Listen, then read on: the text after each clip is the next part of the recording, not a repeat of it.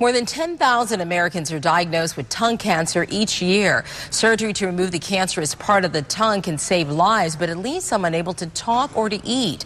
As News Channel 5's Roxanne Stein reports, one doctor's medical breakthrough used skin and fat from a patient's arm to rebuild her tongue and her life. Getting her kids out the door, in the car. I'm the cab driver.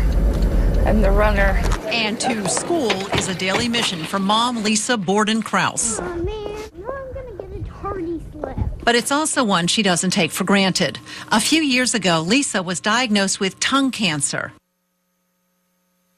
But doctors also said surgery would mean removing half of Lisa's tongue. One of her doctors told her she might not ever talk again. At the time, Lisa's son was just 2. She didn't know if he'd hear his mom's voice again, so she recorded herself.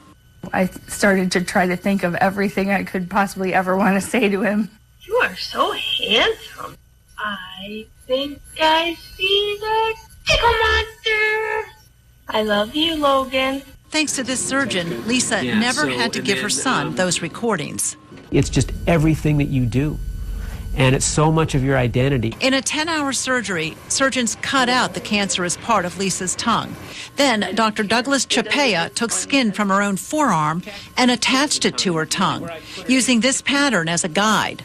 The result?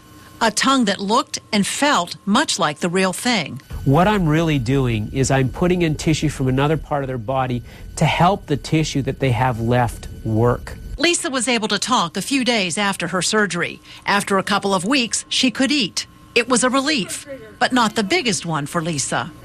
None of it scared me, though, because all I cared about was living. All I cared about was being alive. A mom who's grateful for every moment and every word she can speak.